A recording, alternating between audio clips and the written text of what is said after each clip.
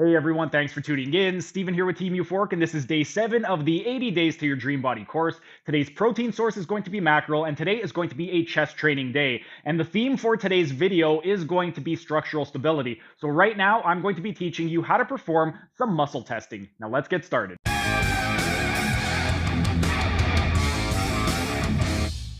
And while we are resting, we have 2 muscle testing exercises to perform in a seated position. And for these ones, Johnny is not going to be much help.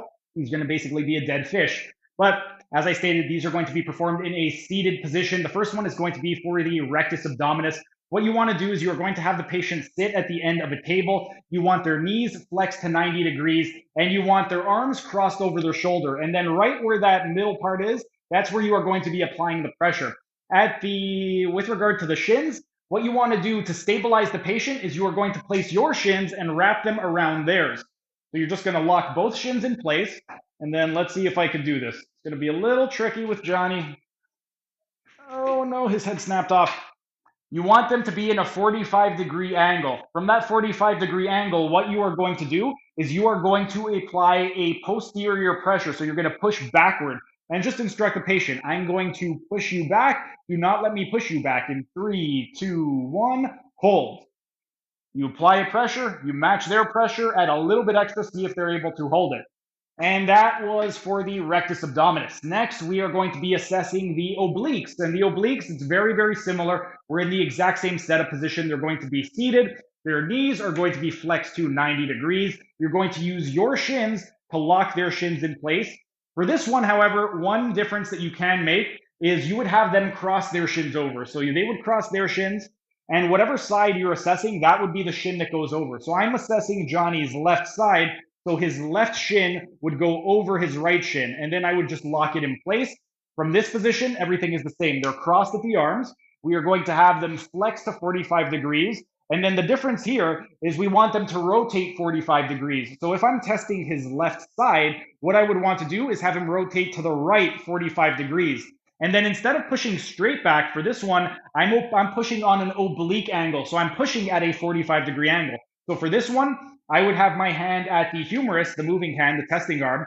And then what I would do is just apply a 45-degree pressure. So I'm going to tell Johnny, I'm going to push you on a 45-degree angle that way. Do not let me push you that way. In 3, 2, 1, hold. I would apply the pressure, match his pressure, add a little bit extra, see if he can hold it.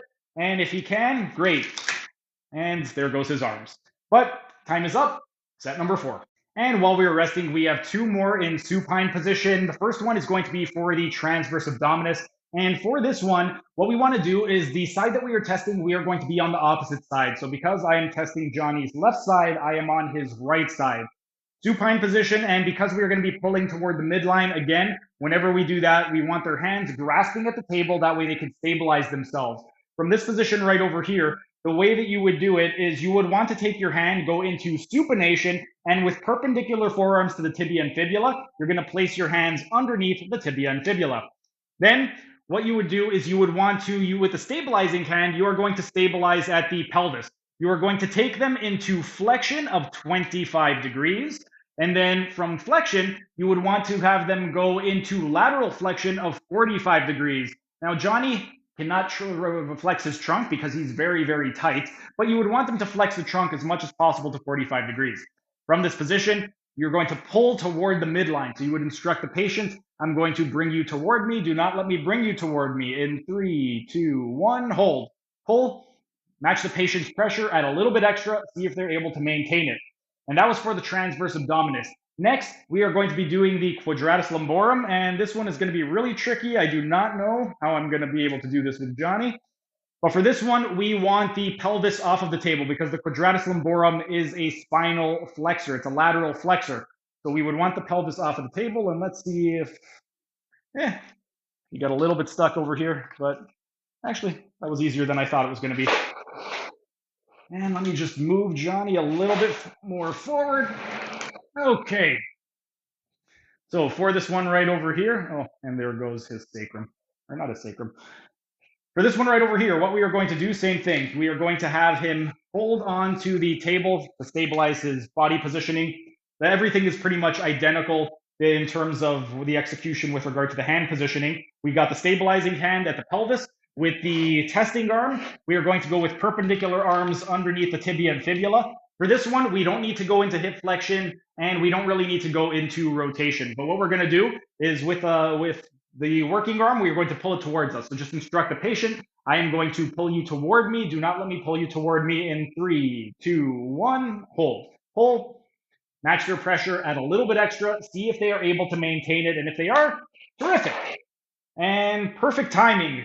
Set number 5. And while we are resting, I have 3 final assessments, all in prone position. It's for the same muscle. We're just going to be doing it in different testing positions.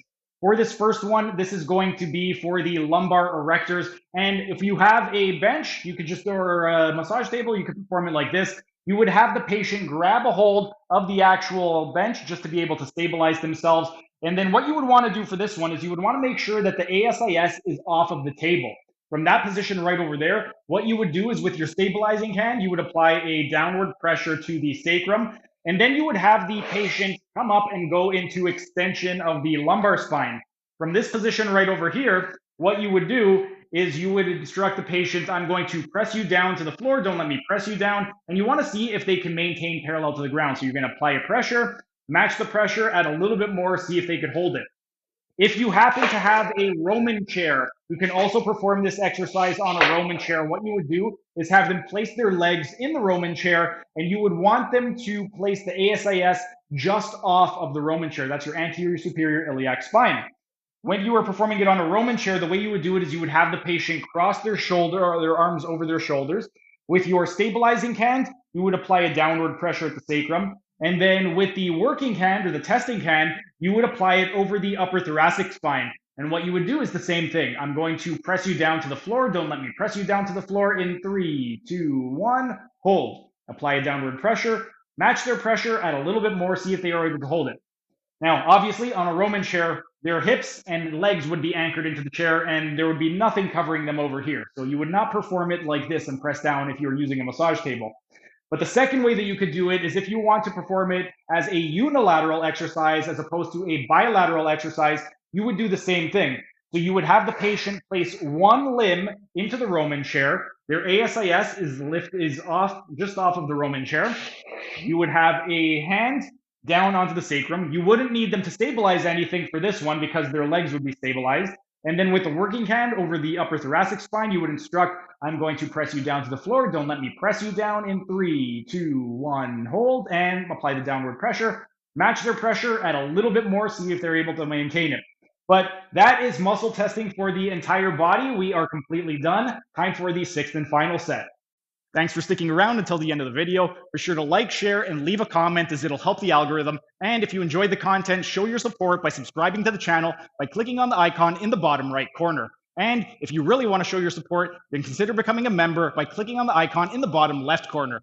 These new high-quality videos aren't cheap to edit, and the $5 membership will really help with the video editing budget. You'll also get access to a ton of exclusive perks like early access to videos and this program design lecture playlist in the top right-hand corner. And if you want to learn how to do a one-armed pull-up, then check out the playlist on the top left corner.